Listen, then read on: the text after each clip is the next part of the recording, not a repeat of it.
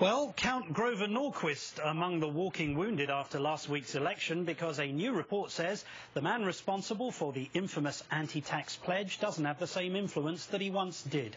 The Hill reports about a dozen newly elected House Republicans refused to sign the anti-tax pledge during their campaigns, and another handful of returning Republicans have disavowed their allegiance to the written commitment.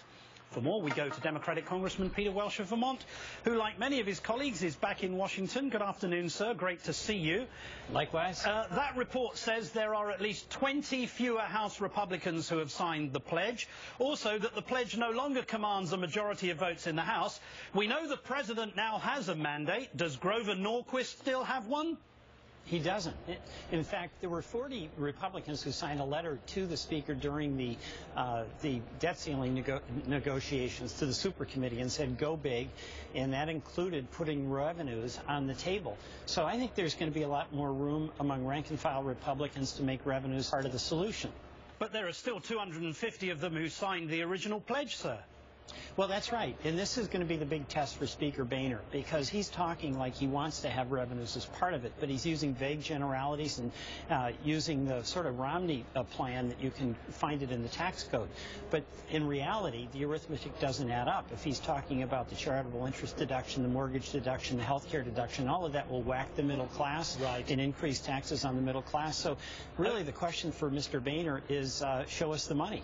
Right. Now, Senate Minority Leader Mitch McConnell spoke just hours ago on the Senate floor, sounding not at all like he heard last week's election results. Take a listen, sir.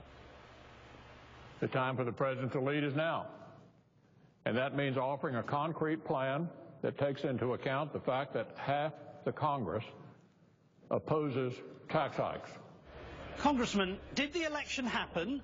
Do I wake or sleep? What is this man talking about? Well, he's kind of out of it. I mean, here's the dilemma that he has that really he's got to think about whether he can maintain his leadership position. He could be the next Richard Murdoch. He's got a Tea Party group in his state that's going to be going after him in the next election. So what he's got to do to try to appease them is totally in conflict with what the leader of the Republicans in the Senate has to do for the good of the country. And it's an internal conflict that I don't see how he resolves it. So what you're basically saying is what we were discussing in the earlier segment, which is these individuals are out solely to protect themselves rather than the condition of the American economy.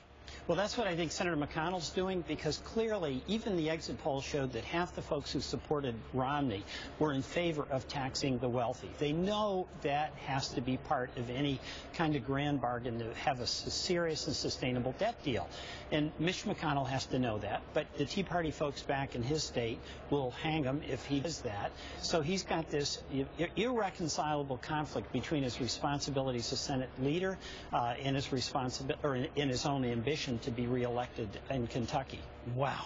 The New York Times reports that Democrats may actually be receptive to Mitt Romney's idea to cap income deductions as part of a bipartisan trade-off. Now, be honest, is that true, or are Democrats just having fun at Mr. Romney's expense? No, that's true. That could be part of it. In other words, if what Romney was talking about was putting a cap on deductions that would apply for folks, say, over $250,000. I think he described it in terms of a bucket, way to get some revenue. Theory. It wouldn't get us to where we need to be, so there'd still have to be, I think, going back towards those Clinton rates on folks above $250,000.